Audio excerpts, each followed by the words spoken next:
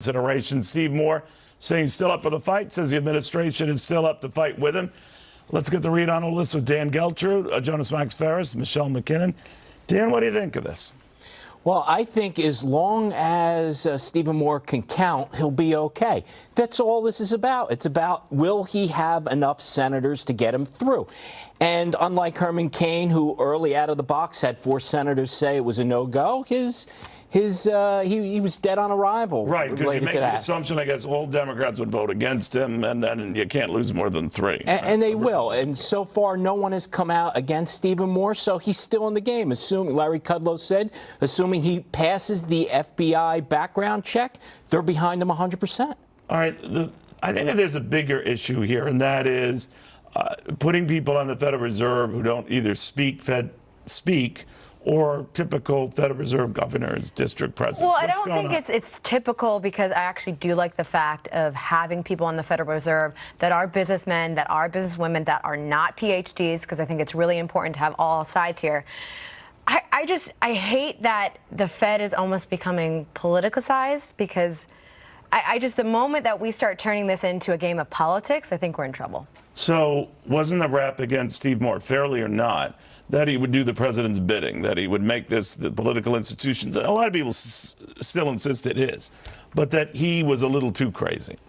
Okay, first of all, if he was doing the president's bidding, that might be a good way to set interest rates. In fact, his main policy is to tie interest rates to commodity prices. That's actually very separate from the White House, because the White House doesn't control commodity prices. So actually, his main platform is a separate Fed from now. By the way, he's back to track that talk about a gold standard, all the rest. But bottom line, he's seen as a bull in a china shop. I don't know if that's right or fair, but he doesn't fit the cookie cutter mold. Well, to his Kavanaugh point, he's getting a lot of criticism from the press. Already hates him, but the irony is the press hates him for all his women comments and not for his strange stance on how you set interest rates, where the criticism should be. Look, he's not up for the Supreme Court, where your opinions on women are relevant because of the things you're going to do. You're setting interest rates, so what's relevant is how would he set interest rates. Now, as we've talked on this show weeks ago, I have problems with setting interest rates based on commodities. I think that's a flawed system. It would have led you to raise interest rates into the I did ask him if he saw inflation increasing, and I don't know what you think about this, Dan. It was a worry.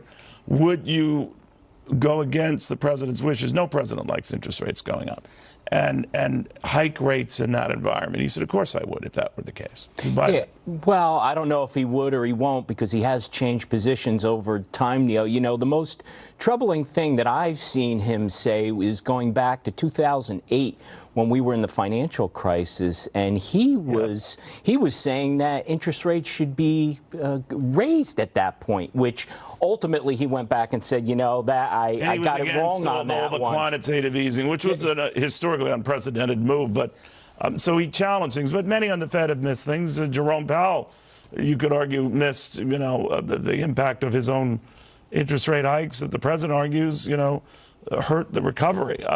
So people could be wrong. And people are often wrong. Like, it's really hard to get it right, and we still don't know if we've gotten it right. I mean, some analysts say we have, some analysts say we haven't in terms of quantitative easing. I obviously think it has helped. It's hard to predict the future. Well, the president is saying now, in retrospect, and he's going to have a big rally in Wisconsin tonight, talking this up. The economy's booming at 3.2% growth. We would have had even higher growth if the Federal Reserve had not been hiking rates.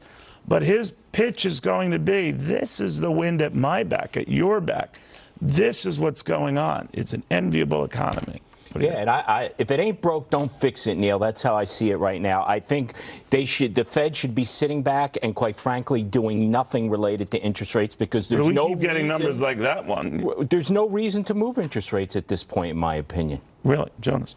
If we had slightly lower interest rates, the economy would be hotter. That's true. That doesn't mean that these are good ways to set interest rates. The Federal Reserve is a flawed institution that's made mistakes, but these solutions are worse than what the Fed does. Going to a standard to set money policy based on gold prices is bad. Is he getting unfairly harangued, so to say, in the media? I think he would. If Warren Buffett has a 30-year history of making sexist jokes. They're funnier than Stephen Moore's bad jokes, but being a cad is not a reason not to be in charge of interest rate setting. Having a bad idea on how you set interest rates is not a good reason to be in charge of interest rate setting. What do you guys think of this market backdrop? I mean, we're early on in the first quarter earnings period, but Most have been better than expected. Most thought this was going to be a contracting quarter. Yes. Looks like it'll be an up quarter, though not as up as prior quarters, but pretty impressive. It's very impressive. I mean, I think March retail sales were the most impressive, up 1.6%. I mean, the consumer is really healthy. The consumer is strong. And I think that's absolutely going to move this economy forward.